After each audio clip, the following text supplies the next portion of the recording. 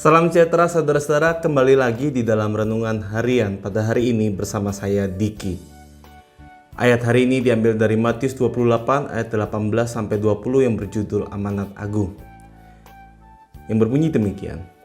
Yesus mendekati mereka dan berkata, "Kepadaku telah diberikan segala kuasa di sorga dan di bumi. Karena itu, pergilah, jadikanlah semua bangsa muridku dan baptislah mereka dalam nama Bapa dan Anak dan Roh Kudus. Dan ajarlah mereka melakukan segala sesuatu yang telah kuperintahkan kepadamu. Dan ketahuilah, aku menyertai kamu senantiasa sampai kepada akhir zaman." Saudara-saudara, ketika hendak naik ke surga, kita tentu sering mendengar ucapan Yesus dalam bacaan kita pada hari ini. Bacaan ini merupakan perintah terakhir yang disampaikan secara langsung kepada murid-muridnya. Perintah tersebut merupakan sebuah pengutusan kepada para murid untuk pergi memberitakan Injil, memberitakan apa yang telah diajarkan Yesus selama ini. Ia ingin agar semua bangsa menjadi murid Yesus, menerima baptisan dalam nama Allah Tritunggal, dan melakukan kehendak Allah. Kehendak yang dimaksudkan adalah terwujudnya kerajaan Allah di bumi, di mana keadilan, kasih, kedamaian, serta keutuhan terjadi serta dirasakan oleh segala bangsa dan juga seluruh ciptaan. Menjadikan seorang menjadi seorang murid bukan berarti hanya sekedar membaptis orang dan membuat orang tersebut mengaku percaya. Namun ada hal atau makna yang lebih dalam, yakni menjadikan orang tersebut untuk mau belajar dari teladan-teladan Kristus serta melakukannya dalam kehidupan sehari-hari yang penuh kedisiplinan.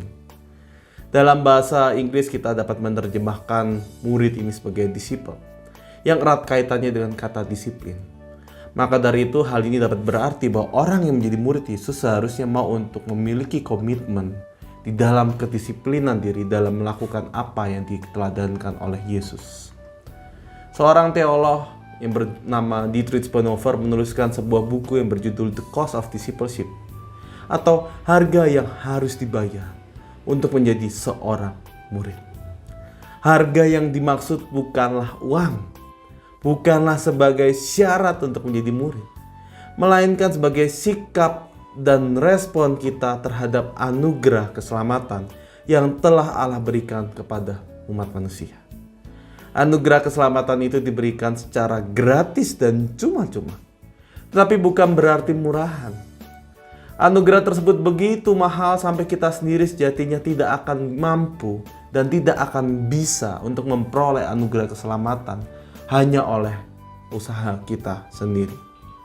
Maka dengan mengetahui betapa besar anugerah tersebut, kita diajak untuk hidup dalam sikap yang penuh syukur dan setia untuk mengikuti teladan Kristus di dalam kehidupan kita. Mewartakan Injil dalam keseharian itulah ungkapan syukur, persembahan yang sejati di hadapan Allah. Mewartakan kabar sukacita tidak hanya sekedar mengajar, tidak hanya sekedar mendorong orang untuk masuk di dalam Kristen gitu atau dibaptis, melainkan mewartakan kabar sukacita itu diwujudkan dengan berperan serta aktif menyatakan kerajaan Allah atau nilai-nilai teladan Kristus di dalam kehidupan kita sehari-hari. Maka refleksi kita pada hari ini, sudahkah kita menghadirkan kerajaan Allah di dalam setiap tindakan dan perkataan kita? Amin. Saat teduh bagi kita semua.